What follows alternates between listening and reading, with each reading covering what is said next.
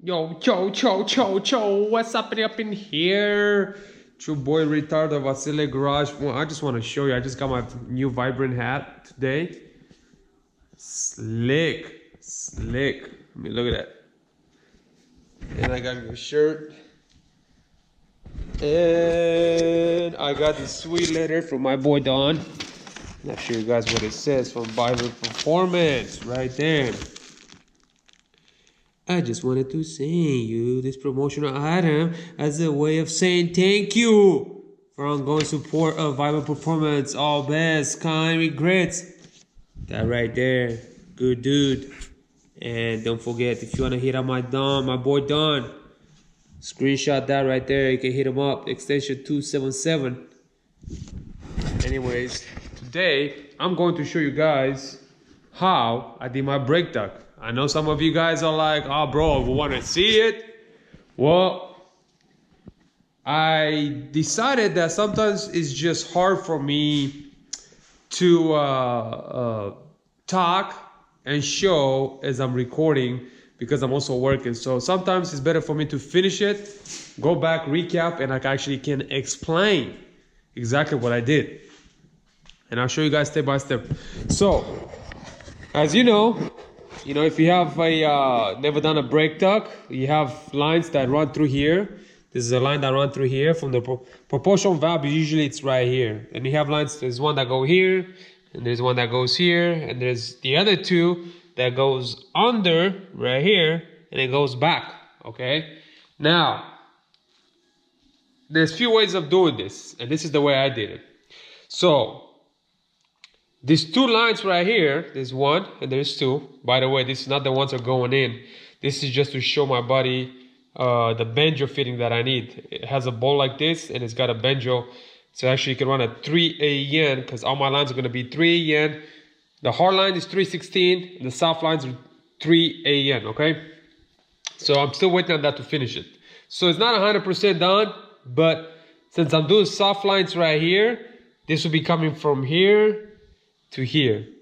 And there's a different way of riding it. You can ride it with 90s, 90 down, 90 down, under, and come back here with another 90, and then 90 back, and then come back here with another 90. Another way of doing it is running straights. Run straight, and then come 90. Or, which is the other way I'm going to do it, is going to be a banjos, which I'm probably going to do a banjo right here going straight down instead of going 90.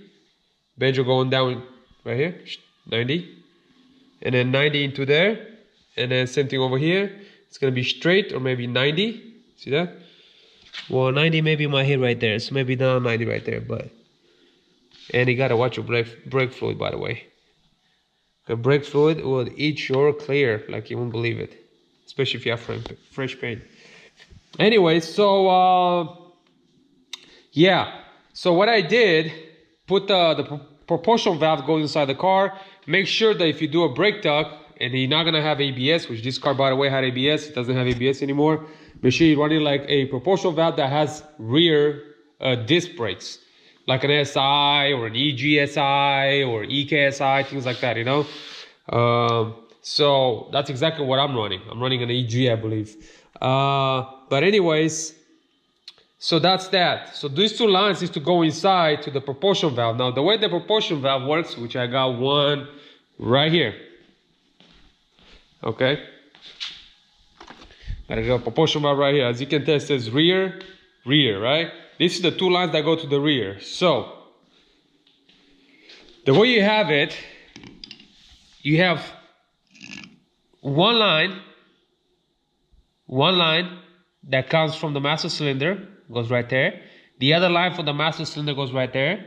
And the other line right there is gonna go to the front left wheel. And then the right one is gonna go to the right wheel right there. Well, it's the opposite, right, left. Well, since I'm doing right-hand drive, I'm getting all confused now. But anyways, master cylinder, front left, front right, rear left. And don't get all that confused, because if you do it wrong, you're not gonna have the right proportional braking deliver pressure all the way around. So now those lines, since we don't have a proportional valve, we're gonna have to ride it on the inside. So since We don't have that. We're going to do 2 lines right inside. Now people run them in here, over here. I'm trying to kind of keep this clean, no lines. So that's why I write it right there where actually I shave my bay. I think it looks cool, looks clean. That's, by the way, it's a 3 AEN fitting. And I believe those are the part number. And I'll show you exactly what you need, because I got a few, okay? So this is a 3 AEN. This is the part number from Jigs. You see it right there? 110240. That's a straight. You need that. That goes to the firewall. All right.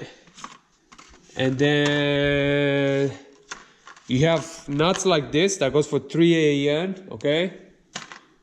And then you have those little pieces. This is all part numbers that actually I took them out of the box. So I can't really remember everything that goes with the hard line, pretty much, you know. See, that's another 3 AEN straight. But pretty much what you need this sleeve right here, which is for a dash 316. You see that? You need that right there. And you need this right here. This is actually what's actually going to screw on into your